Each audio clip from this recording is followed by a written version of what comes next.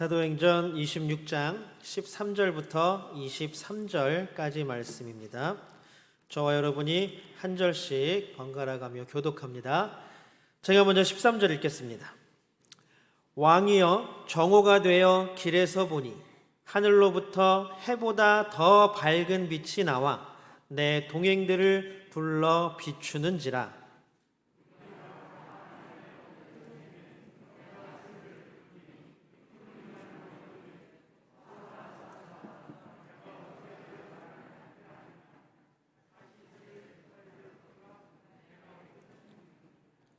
내가 대답하되 주님 누구시니까? 주께서 이르시되 나는 내가 박해하는 예수라.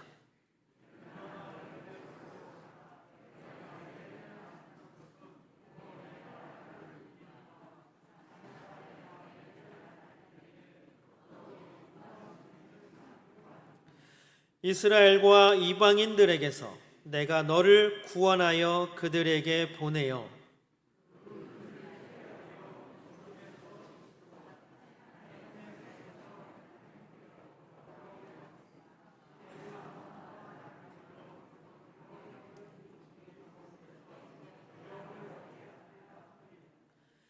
아그리빠 왕이여, 그러므로 하늘에서 보이신 것을 내가 거스르지 아니하고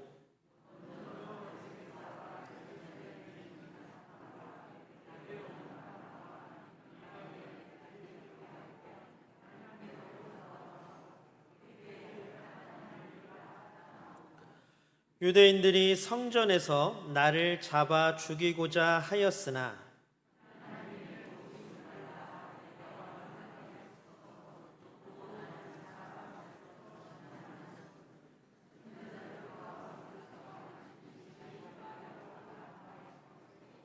함께 읽겠습니다. 곧 그리스도가 고난을 받으실 것과 죽은 자 가운데서 먼저 다시 살아나사 이스라엘과 이방인들에게 빛을 전하시리라 함이니이다 하니라. 아멘. 우리 함께 예배하는 모든 분들 주님의 이름으로 환영합니다. 우리 예배를 통해 주시는 은혜가 우리의 삶 가운데, 우리의 모든 시간 가운데 차고 넘치기를 주님의 이름으로 축복합니다. 우리 함께 예배드리는 모든 분들과 함께 인사 나눌까요? 사랑합니다. 축복합니다.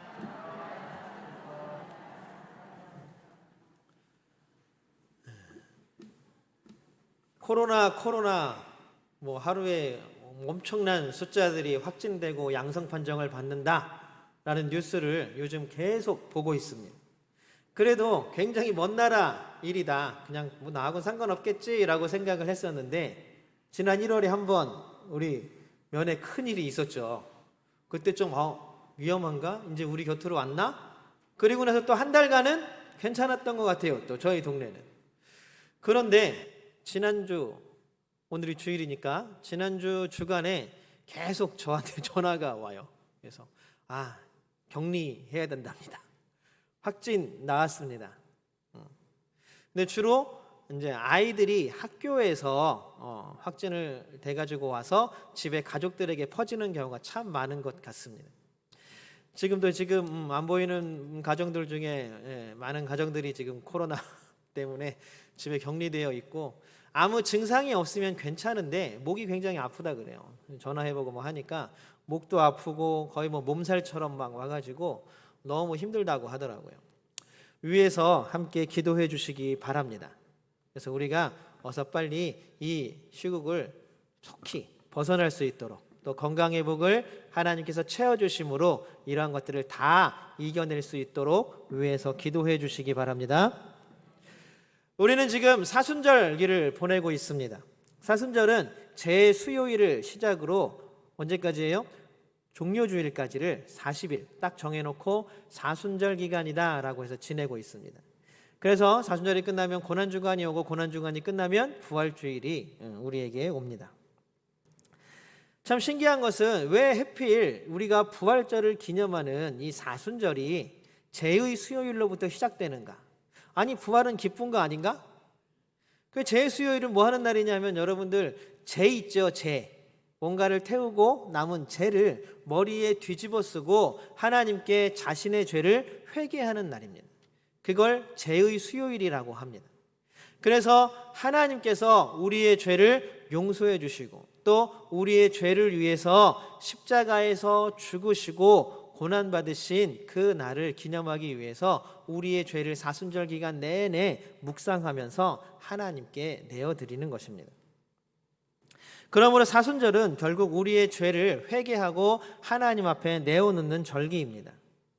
그리고 또 회개는 하나님의 사랑에 대한 우리의 첫 번째 반응입니다. 하나님이 우리를 사랑하신다. 믿으십니까? 여러분, 하나님은 우리를 사랑하시는 줄로 믿습니다. 하나님은 우리를 너무나 사랑하시는 줄로 믿습니다. 아직 잘 모르시겠나요? 하나님이 우리를 사랑하신다라고 하는 그 고백에 우리가 할 수 있는 첫 번째 반응이 뭐냐 하면 바로 회개라는 겁니다. 회개. 하나님이 나는 너를 사랑한다 라고 하면 우리는 다시 한번 회개하는 역사가 일어나야 한다라는 것입니다. 이제 앞으로 사순절 5번에 걸쳐서 회개의 의미에 대해 함께 나누어 보려고 합니다. 우리가 나누는 이 시간들을 통하여서 우리의 삶을 다시 한번 돌아보고 우리의 내면을 다시 한번 성찰해보고 하나님 앞에 다시 한번 한 걸음 더 크게 내딛는 귀한 사순절기가 되기를 주님의 이름으로 축복합니다. 질문합니다. 여러분들은 하나님 앞에 회개하셨습니까? 왜 갑자기? 다시요. 여러분들 회개하셨습니까? 제가 기대하는 것보다 소리가 너무 작은 것 같아요. 회개하셨습니까? 그러면 조금 더 질문이 디테일하게. 언제 회개하셨습니까? 무엇을 회개하셨습니까? 이건 우리가 한꺼번에 대답할 수 없으니까 우리 그 질문에 대한 각자의 답을 좀 마음 가운데 담아두고 우리가 함께 말씀을 나누었으면 좋겠습니다. 우리가 회개라는 단어를 우리가 지금 계속 이야기를 했는데 그렇다면 회개라는 뭘까요? 회개는 사전에서 찾아보니까 뭐라고 나와 있냐 하면 죄나 잘못을 뉘우치고 마음을 고쳐먹음, 이게 회개래요.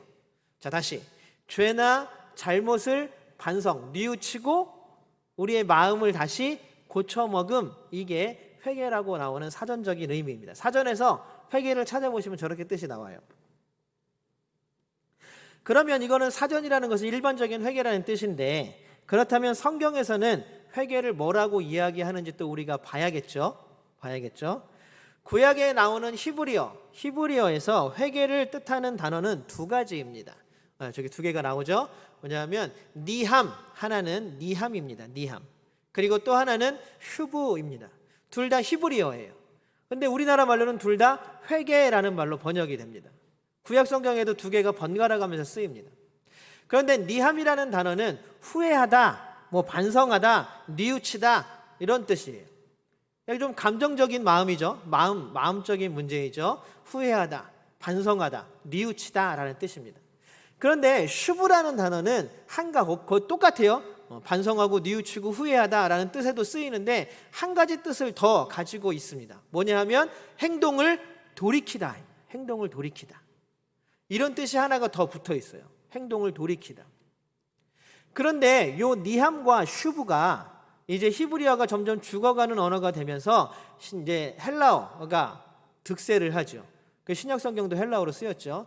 그러면서 구약 성경을 헬라어로 우리가 70인역이라고 부르는데 히브리어로 돼 있는 구약 성경을 헬라어로 번역을 하면서 저 니함이라는 단어는 메타노에오라는 단어로 해석을 했어요.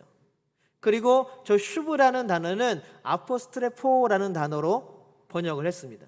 그러니까 그때까지는 아무래도 성경도 그렇고 저 단어를 사용하는 사람들도 그렇고 니함과 슈브가 다른 단어다라고 사용을 했다라는 이야기입니다. 그런데 시간이 지나면서 우리 신약 성경이 쓰여질 때쯤 되어서는 메타노에오, 아포스트레포 이렇게 구별해서 쓰는 것이 없어졌어요. 그러면서 그냥 둘 다 똑같은, 우리 신약 성경이 그래요. 우리 신약 성경에는 둘 다 똑같이 메타노이아라는 단어로 그냥 다 합쳐서 니함이든 슈브든 그냥 똑같이 메타노이아라는 단어로 번역을 하고 있습니다. 그러니 결국 이 메타노니아는 니함과 슈브라는 두 개의 단어의 뜻을 다 가지고 있다고 볼 수 있습니다. 그래서 결국 성경에서 이야기하는 진정한 회개란 무엇이냐? 생각과 마음의 변화뿐만이 아니라 감정의 후회죠. 감정의 후회를 넘어서 실제적으로 우리의 행동까지도 돌이켜지는 것, 그것을 성경에서 말하는 진정한 회개라고 말하는 것입니다.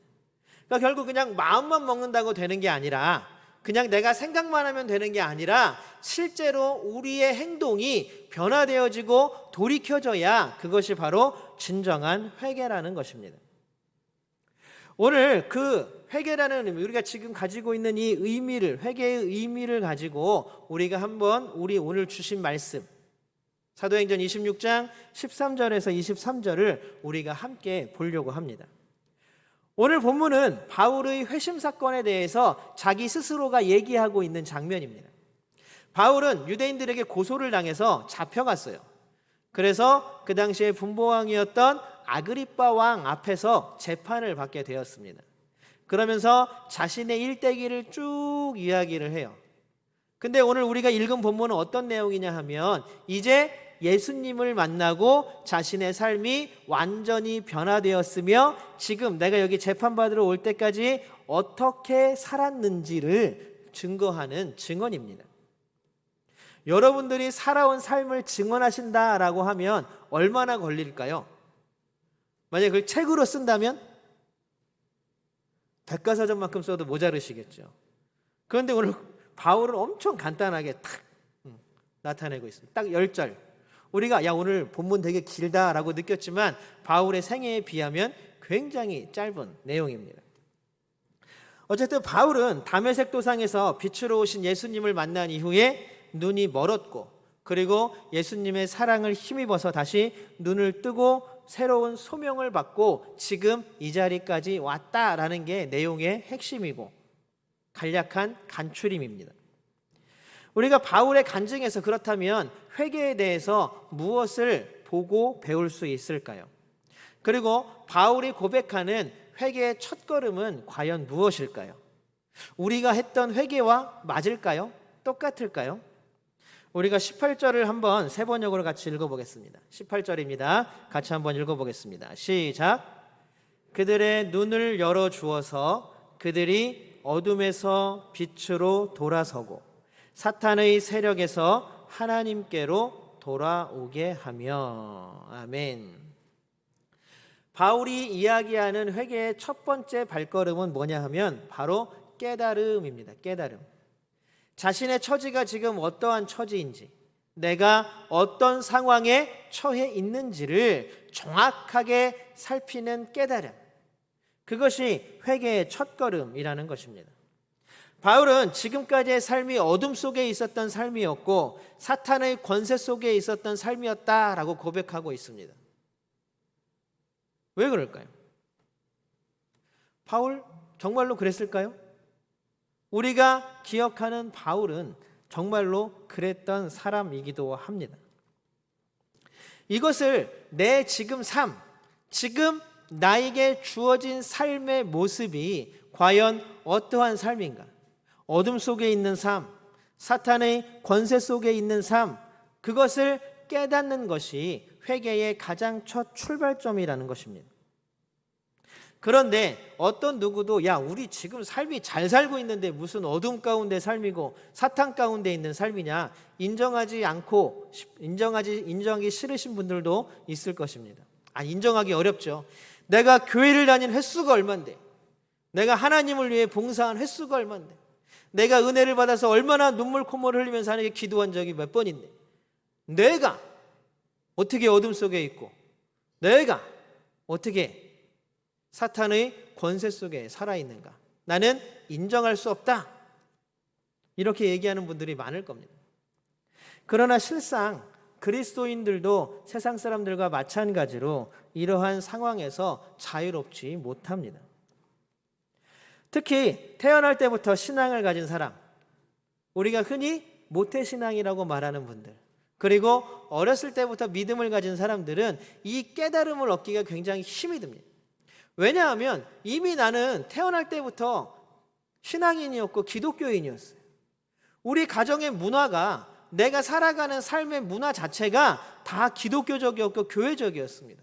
그러다 보니까 나 스스로가 그냥 어둠 가운데 살아가고 사탄의 권세 속에 살아간다는 것을 전혀 생각해 본 적도 없습니다. 나는 그냥 교회에 속한 사람, 나는 그냥 하나님께 속한 사람이려니 하고 살아가는 삶이 전부였습니다. 당연한 듯이 교회와 기독교 문화에서 자라서 이런 깨달음의 필요성을 느끼지 못하는 것입니다. 믿음의 가정에서 믿음의 부모와 믿음의 식구들과 함께 살아가니 당연히 우리는 그냥 신앙인이겠거니 하고 살아갑니다. 어떤 눈물 뿌리는 회개나 어떠한 신비한 하나님 만나는 체험이 더욱더 요원한 것이 바로 모태신앙인이고 어렸을 때부터 신앙을 가진 사람들의 아마 가장 큰 약점일지 않을까 생각을 합니다. 그러나 너무나 당연한 것은 없습니다. 신앙인은 당연하게 되는 것이 아닙니다. 기독교적인 문화로 우리는 믿음의 사람들이 될 수는 없습니다. 내가 어렸을 때부터 접해왔기 때문에, 내가 어렸을 때부터 그냥 교회에 있었기 때문에, 내가 어렸을 때부터 그냥 성경 말씀을 보고 살았기 때문에, 그냥 어렸을 때부터 주일날만 되면 가서 말씀 들었기 때문에 아는 것도 많고 마음에 담겨진 것도 많고 그냥 말할 수 있는 말들도 굉장히 많습니다. 그런데 중요한 것은 우리 삶의 처지를 깨닫는 것이 너무나 둔하다라는 것입니다. 그럼에도 우리는 괜찮은 신앙인이라고 서로 생각을 합니다. 우리 모두는 죄인이지만 그런 생각은 전혀 없습니다. 그거는 그냥 우리가 하나님 앞에 기도할 때 말뿐인 것으로 드려지는 하나의 수사적 용법에 지나지 않습니다. 그러나 우리는 반드시 깨달아야 합니다. 하나님 앞에 작은 죄와 큰 죄는 차이도 없고 의미도 없습니다. 하나님 앞에 짓는 죄는 그것이 손톱만 하든 그것이 가위만 하든 그것은 아무런 차이도 의미도 주지 못한다는 사실입니다. 그리고 기독교적인 문화로 나는 그냥 매일 주일날 교회 가는 게 습관이 되어버렸어. 그것으로 우리는 신앙인이라고 말할 수 없습니다. 이만하면 나는 괜찮은 것 같은데 괜찮은 것 같은 신앙인은 어디에도 없습니다. 우리는 가장 큰 첫 출발점으로 삼아야 하는 게 어디냐 하면 바로 깨달음. 내가 지금 어디에서 살아가고 있는가? 내가 지금 어디의 권세 밑에서 살아가고 있는가? 이것을 깨닫는 게 가장 중요하다라는 것입니다. 바울은 회심하기 전에 기독교인을 박해하던 사람이었습니다. 스데반의 죽음을 지켜보면서 야, 저 사람은 죽어 마땅해 라고 너무나 당연하게 생각했던 사람이 바울이었습니다. 자신은 의롭고 당당한 하나님의 백성이었고 하나님의 자녀였습니다. 자신은 유력한 가문의 아들이었고 가말리엘이라는 유대에서 가장 유명하고 가장 학식 있다고 생각하는 스승의 밑에서 공부한 사람입니다. 거기다가 어떻게 되었는지 바울은 설명하지 않지만 바울은 로마의 시민권까지 가지고 있었던 그 당시로 치면 엘리트 중에 엘리트였습니다. 그런 사람이 예수님을 만나자마자 얻은 깨달음이 뭐냐 하면 내가 지금까지 살아왔던 삶이 어둠 가운데의 삶이었고 사탄의 권세 가운데의 삶이었구나 하는 것이었습니다. 그런 바울조차도 그 깨달음이 하나님 앞에 나아가는 회개의 첫걸음이 바로 깨달음이었다라는 사실입니다. 인간은 누구나 악하고 비참합니다. 자기 중심성의 탐욕과 악독이 가득하며 내 것을, 내 탐욕을, 내 욕심을, 내가 이루고 싶은 것들을 이루기 위해서 다른 사람이 보는 피해나 아픔이나 이러한 것들은 전혀 상관없이 지내고 있습니다. 그것이 저의 모습이고 여러분의 모습이고 살아가는 우리의 모습이기도 합니다. 세상은 평화를 원한다고 합니다. 유엔이라는 평화, 세계연합기구도 탄생했고 지킨다고 하는 이런저런 연합 군사기구들이 전 세계에 도처에 널려 있습니다. 그럼에도 불구하고 날이 갈수록 평화를 외치면 외칠수록 세상은 전쟁과 테러가 끊이지 않고 벌어지고 있습니다. 러시아와 우크라이나 전쟁이 일어나니까 와, 진짜 큰 전쟁이 일어났다라고 우리는 뉴스에서 봅니다. 그런데 여러분, 우리가 살아오는 모든 삶 가운데 20세기가 넘어오면서 이 전 세계에서 하루도 전쟁과 테러가 끊였던 적이 단 하루도 없다는 것. 그냥 너무나 작은 아프리카의 어느 나라, 너무나 작은 동남아의 어떤 지방에서 일어나는 것이기 때문에 우리가 뉴스로 접하기가 힘들다 뿐입니다. 하루도 빼놓지 않고 전쟁과 테러와 다툼과 분쟁과 시기와 질투가 일어나는 것이 바로 우리의 일상이 되어버리고 말았습니다. 마치 삶은 뭔가를 놓고 투쟁하여 얻고 거기서 지면 아무것도 얻지 못하는 승의 원칙이 지배하는 것 같은 세상을 살아갑니다. 그 세상은 계속 우리에게 얘기합니다. 그리스도인들에게도 계속 이야기합니다. 이겨야 돼. 경쟁해야 돼. 경쟁이 나쁘다고? 선의의 경쟁이잖아. 야, 그러기 위해서 너는 더 노력해야 돼. 더 열심히 해야 돼. 더 가져야 돼. 더 높이 올라가야 돼. 이것저것 다 네 손에 쥐고 네 주머니에 다 넣어야 돼. 다 네 걸로 만들어야 돼. 심지어는 80년대, 90년대의 교회마저도 이런 일들이 벌어졌습니다. 야, 하나님의 영광을 위하려면 제일 좋은 대학에 가야 돼. 하나님의 영광을 위하려면 제일 좋은 직장에 가야 돼. 유명한 어떤 한 목사님이 청년의 수련회 기도원을 하고 있는 목사님인데 엄청 아마 이름만 들으면 다 아실 만한 기도원일 거예요. 그 목사님이 청년의 집회를 하면 1,000명, 2,000명씩 막 모입니다. 기도원. 2,000명이 뭐예요? 제가 청년들을 끌고 갔을 때는 4,000명인가 모였을 때. 막 말씀을 하다가 갑자기 부릅니다. 자, 여기서 청년들 지금부터 내가 묻는 질문에 다 손들고 일어나시기 바랍니다. 그러면서 지금 서울에 있는 대학을 안 다니는 청년들 다 일어나라고. 다 일어납니다. 그랬더니 목사님이 그때부터 막 욕을 하는 거예요. 막 이런 하나님 얼굴에 똥칠할 놈들이라니 뭐라고 하느니만. 제가 너무 충격을 받아서 청년들을 데리고 그 기도원에서 나와버렸습니다. 그 시간이에요.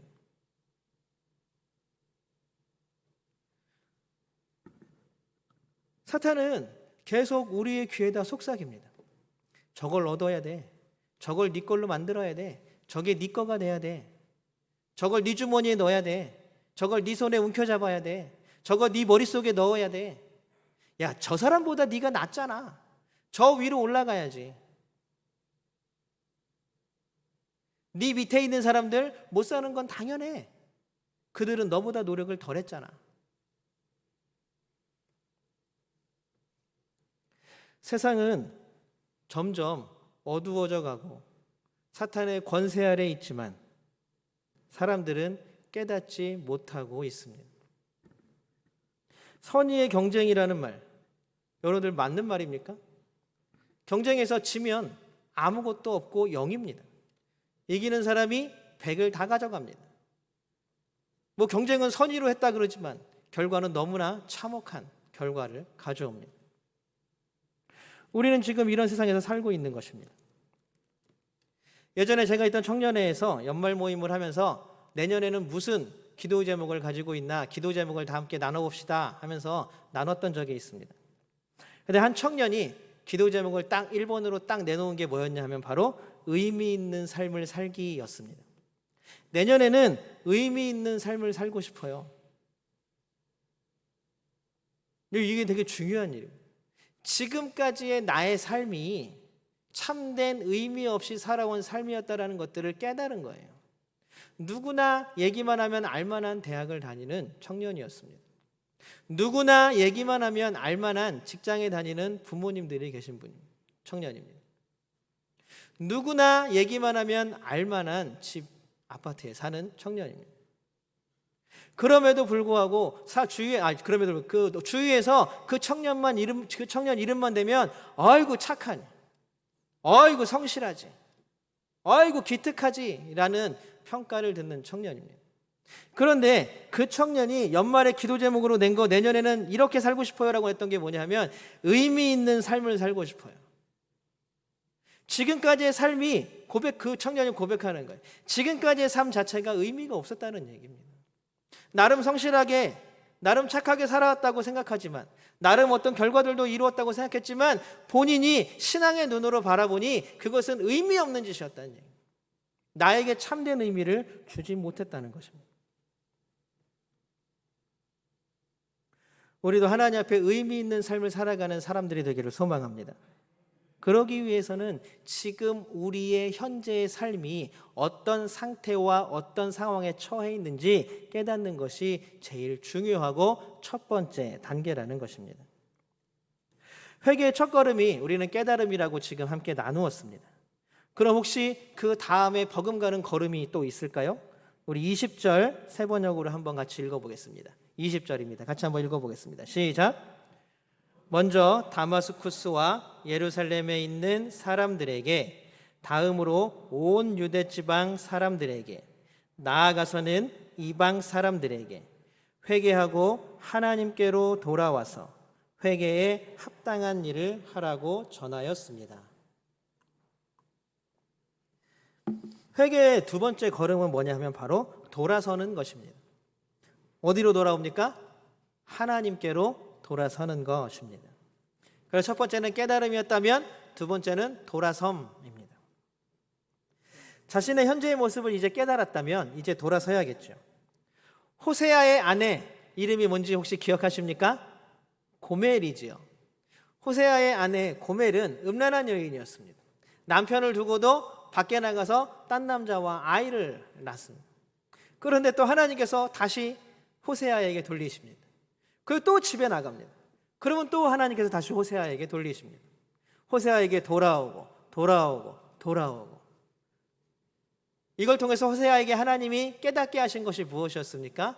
그 백성들이 항상 나아갔지만 하나님께로 돌아와야 한다라는 것입니다.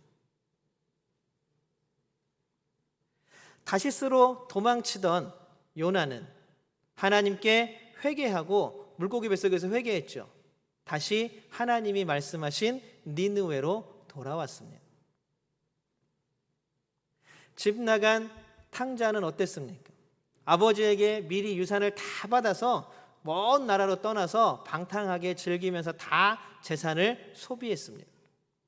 그리고 나서 돼지 우리를 지나다니면서 돼지가 먹는 쥐염려를 먹으면서 내 처지, 자신의 처지를 깨닫고는 내가 이제 아버지께로 돌아가야겠다라고 마음 먹고 아버지께로 돌아갔습니다. 남편의 마음, 하나님의 마음을 알았다면 우리도 다시 하나님께로 돌아가야 될 줄로 믿습니다. 가던 길이 잘못되었다면 다시 제대로 된 길로 돌아와야 합니다. 어떤 사람이 기차를 타고 출장을 갑니다. 그 부산으로 가야 되는데 그 경부선을 타야 되는데 잘못 타가지고 호남선을 탄 거예요. 그러면 대전까지는 똑같잖아요. 근데 막 가다 보니까 막 대전 지나서 막 익산이 나오고 전주가 나오고 막 나오는 거예요. 이 사람이 어때요? 당황했겠죠. 그러면 이 사람은 어떻게 해야 돼요? 잘못 탔네. 그리고 거기서 울고 있어야 돼요? 내려야 돼요. 빨리 내려서 다시 자신의 길로 돌아와야 합니다. 아무리 거기서 울고불고 해봐야, 아니 혹시 내가 착한 일을 하면 갑자기 기차가 막 날아서 부산으로 가지 않을까? 그래서 거기서 아무리 착한 일을 해봐야 아무 소용이 없습니다. 잘못한 기차는 다시 바로 내려서 다시 돌아와서 제대로 된 기차를 타야만 하는 것입니다. 잘못한 것을 깨달았으면 다시 돌아가는 것이 진리입니다. 요나는 물고기 뱃속에서 자신의 잘못을 깨닫고 니느웨로 돌아갔습니다. 탕자는 모든 것을 다 잃고 나서야 다시 아버지께로 돌아갔습니다. 실패해서 어쩔 수 없이 돌아가는 길입니다. 내 지금 인생이 실패한 인생이라는 것, 내 지금 인생이 아무것도 아니라는 것, 내 지금 인생이 어떤 의미도 못 찾는 의미 없는 삶이라는 걸 깨달은 사람들만이 하나님께로 돌아갈 수 있다라는 것입니다. 우리는 그 사실을 깨닫고 하나님께로 돌아가는 인생들이 되시기를 주님의 이름으로 축복합니다. 이것은 축복입니다. 여러분들, 우리가 나는 이런 사람이구나라는 것을 깨닫고 하나님께로 돌아가는 것, 우리의 몸을 돌리는 것은 축복입니다. 타이타닉 여러분들 혹시 들어보셨는지 모르겠어요. 엄청나게 큰 호화 여객선이었습니다. 심지어 그 배의 별명이 바다에 뜬 천국이었어요. 얼마나 배가 좋으면, 호화로우면 별명이 바다에 뜬 천국이겠어요. 그 배가 출항을 합니다. 그 출항을 해서 계속 가서 북해를 지나서 이제 미국으로 들어가는 거였어요. 유럽에서 떠나서. 그런데 계속 육지에서 떠났던 항구에서 무전이 옵니다. 거기 지금 날씨가 따뜻해져서 빙하가 녹아서 위험하니까 다시 돌아와라. 다시 돌아와라. 9번이나 경고를 했다고 합니다. 타이타닉이. 다시 돌아오라고. 그런데 타이타닉의 선장과 거기 선원들은 그냥 코웃음 친 거죠. 야, 이 배가 어떤 배인데? 어떤 폭풍우에도 끄떡이 없게 설계되고 지어진 배인데. 코웃음 치고 돌아오지 못했습니다. 돌아가지 않았습니다. 그래서 결국 그 배는 차디찬 바닷속으로 빙하와 부딪혀 두동강이가 나서 아직도 그 바다 밑바닥에 가라앉아 있는 신세가 되었습니다. 그러니 한번 생각해 보십시오. 우리의 인생이 지금 상황이 어떤지를 깨닫지 못하고 계속 앞으로만 전진해 나간다면 타이타닉과 같이 어쩌면 바다 밑으로 침몰하는 인생이 될지도 모릅니다. 그러나 놀랍게도 하나님께서는 우리에게 돌아올 길을 열어주신 줄로 믿습니다. 그걸 하나님께서 어두움 가운데 빛을 비추시고 죽음 가운데에서 생명을 주시며 어쩔 수 없이 심판받을 수밖에 없는 우리의 인생들을 다시 구원하셔서 생명을 주시고 삶을 주시고 의인이라 칭해 주셨다라는 사실입니다. 여러분, 우리에게 이것이 은혜가 되기를 주님의 이름으로 축복합니다. 예수 그리스도가 우리에게 빛이 되려면 우리가 어둠 가운데 있다는 것을 인정할 때에만 예수님은 우리에게 빛이 되시는 줄로 믿습니다. 빛으로 오신 예수 그리스도를 찾고 그 빛을 향해 나아오는 우리 모두가 되기를 소망합니다. 그러나 이 회개는 아까 제가 처음에 질문 드린 것 혹시 기억하시나요? 회개하셨나요? 언제 회개하셨나요? 어떻게 회개하셨습니까? 기독교인들은 우리가 오해하는 게 있어요. 우리가 하나님 앞에 회개하는 것은 단 한 번이면 된다라고 생각을 합니다. 그런데 그렇지 않습니다. 여러분, 우리의 삶은 계속 세상 가운데 내던져져 있고 사탄의 권세 아래 내던져져 있는 삶입니다. 그렇기 때문에 우리는 지금 현실을 깨닫고 다시 돌아서는 일들이 우리의 삶 끝까지 하나님이 부르시는 그날까지 계속 반복적으로 일어나야 하는 것입니다. 지금도 깨닫고 돌아서는 것, 또 깨닫고 돌아서는 것, 이 삶의 반복이 그리스도인의 삶인 줄로 믿습니다. 그러나 이것이 어떻게 일어나는 줄 아십니까? 마가복음 1장 15절 우리 같이 한번 읽어보겠습니다. 마가복음 1장 15절입니다. 같이 한번 읽어보겠습니다. 시작. 때가 찼다. 하나님의 나라가 가까이 왔다. 회개하여라. 복음을 믿어라. 복음의 기쁜 소식, 예수가 그리스도이십니다. 예수가 우리의 구원자 되심을 믿습니다. 예수님께서 어둠 가운데 빛을 비춰주시는 줄로 믿습니다.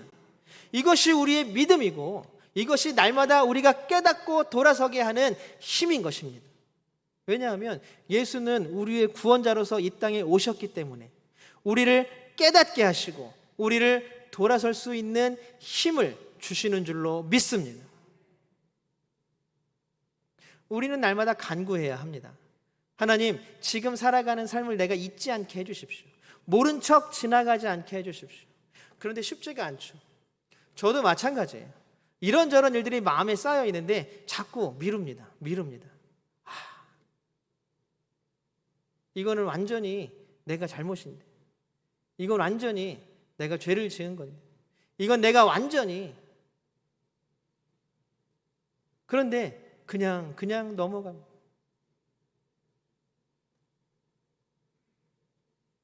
하나님의 은혜로 우리의 삶을 깨닫고 현실을 깨닫고 다시 돌아서는 역사가 우리 삶 가운데 넘치기를 주님의 이름으로 소망합니다. 사랑하는 성도 여러분, 사순절은 회개의 절기입니다. 회개는 내 자신을 들여다보고 지금의 처지를 깨닫는 것입니다. 그리고 다시 한번 힘을 내어서 하나님께로 돌아서는 것인 줄로 믿습니다. 회개는 나 혼자 이루어가는 것이 아닙니다. 하나님과 내가 함께 쓰는 사랑의 이야기입니다. 하나님의 사랑이 없으면, 하나님의 구원이 없으면 우리의 회개는 아무짝에도 쓸모가 없기 때문입니다. 하나님이 부르시는 그날까지 끊임없이 반복되는 깨달음과 돌아섬의 삶을 살아가는 우리 모두가 되기를 소망합니다. 이번 사순절 기간 진실된 회개의 자리로 나아가는 기간이 되기를 바랍니다. 하나님께 나 자신을 들여다보고 깨닫게 해달라고 기도하십시오. 그리고 다시 하나님께로 돌아서게 해달라고 함께 기도하십시오. 어둠 가운데, 사탄의 권세 가운데 예수 그리스도의 빛이 비추어질 수 있도록 기도하십시오. 그렇게 기도할 때에 하나님께서는 우리에게 빛을 비춰주시고 우리에게 구원의 놀라운 역사를 이루어 주실 줄로 믿습니다. 회개를 통해 하나님과 함께 동행하는 우리 모두의 삶이 되기를 주님의 이름으로 축복합니다. 이렇게 놀라운 사랑을 베풀어 주신 하나님을 함께 찬양하며 나아가기를 원합니다.